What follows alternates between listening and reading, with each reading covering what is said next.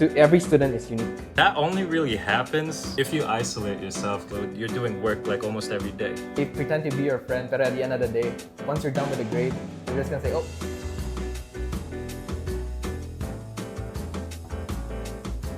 Alright, welcome everyone to PODKASERYE Culture, Com, and Context. This is your host, Joel, at hindi lang basta usap to. Today we are unpacking Balikbayan Box of Knowledge, all about culture at kung paano ito nagpe-play ng role sa ating buhay, especially when we step out sa ating familiar comfort zones. Ngayon, we've got two incredible guests joining us who've experienced cross-cultural education firsthand. So get ready for some insightful and hopefully super fun chika. First up, let's welcome our first guest. Imagine yan, a true globetrotter na lumaki at nag-aral for 16 years in Singapore and now is back here in the Philippines to continue his engineering studies. Parang balikbayan box na puno na experiences. Welcome to the show. Hi, my name is Russell John Pataxil Mallorca. I am 20 years old, a student in Mapua University. I am second year, and I grew up in Singapore, and I'm back here now in the Philippines. Okay, and you're currently living in... Right now, I live in a dorm in Intramuros, like right behind my school. Now, 16 years is a long time. Parang yan na yung buong childhood at teen life mo. Can you give us a quick history or background to your student or school journey? I started my education properly in kindergarten. I went for K1 and K2 as they call it. Tapos after that, I moved up to primary school, and in primary school we have 6 years of education, which is followed by secondary school, which is 4 years of education. Let's talk more about your Philippines experience. Like, ganun din ba yung naging experience mo when it comes to professors, sa bond mo with your classmate, or dun sa class participation? Since ngayon, nasa Philippines ka na. I think class participation being graded is weird. Personally, because in a class, every student is unique, so it should be their choice. For example, if they have studied the topic already, if they are well versed in the topic, they do not need to be needed to ask questions. But in the sense na, if you had to memorize something and say it in class, I feel like that doesn't add value to learning as much, because memorizing can only bring you so far. Yeah. If the student really doesn't want to learn and they're just flirting out just for the sake of the grade, eventually when they grow up, they're not gonna have any foundation or basis on what they remembered. Unlike if you take the student as the initiative, they take the initiative to participate or to recite themselves in class. For example, if a teacher asks, "Oh, who remembers this law?" then the student will willingly recite the law because he is passionate about that law. He will remember it for a very long time. We all know, may times na may competition, may Right. competitiveness, ganyan. Would you say na yung mga Filipinos, much competitive sila in this education system compared to Singaporeans? Since you've mentioned very chill, very lax, lenient yung when you were in Singapore. So how would you differ? Is it more competitive here? I would say it's less competitive here. Dito? Yeah. Although, in Singapore, even though everyone is trying to get the highest grade and all that, I think a very stark difference, especially in my experience or in my observation between me and my friends and other groups of people who are in my class, it doesn't matter. I think for me personally, when I see my friends, sure, I see them as potential competition, people who I must overtake at some point. At the end of the day, we're still striving, doing our best.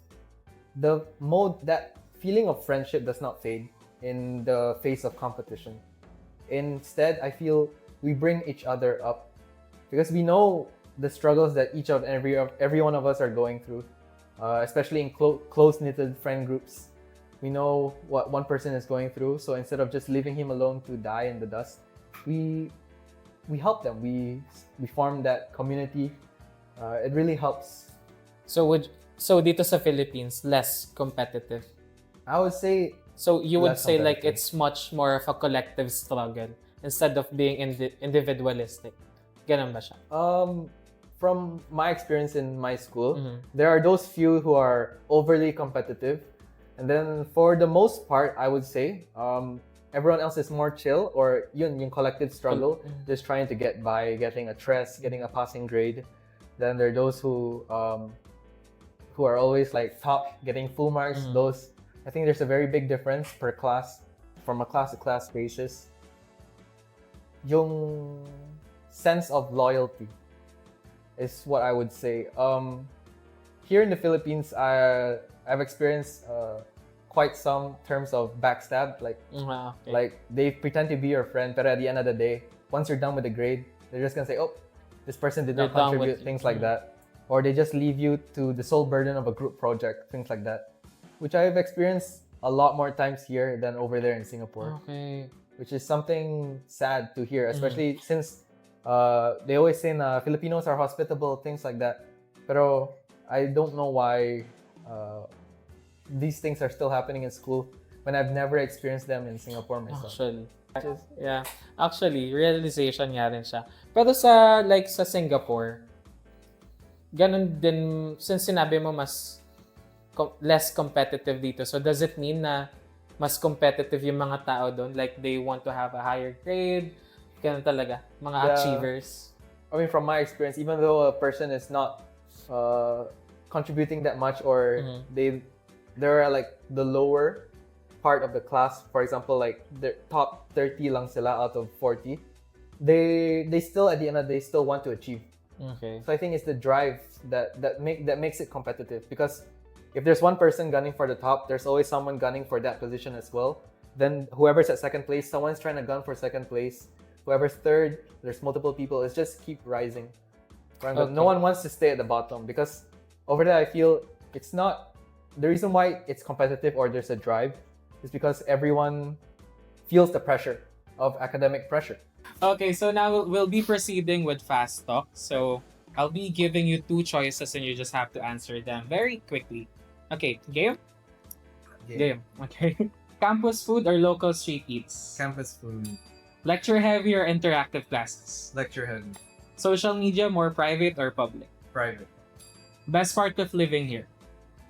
independence, Biggest culture shock? street food, Most foreign thing you still do in the Philippines? complain, Okay. What do you Katawa ko dun. What did you think would be hard but ended up being fine? making friends, What seemed easy but is actually low-key stressful? study, What advice would you give to someone studying in a different culture? don't make them adjust to you. You have to be the one to adjust to them. Okay. So yeah, that's actually it for our fast talk, and that's actually it for our podcast. And thank you so much, Russell, for sharing your experience with us, which is very insightful. You gave us a lot of new perspective when it comes to exchange students, I can say. And thank you so much for your time and guesting to our podcast. No problem.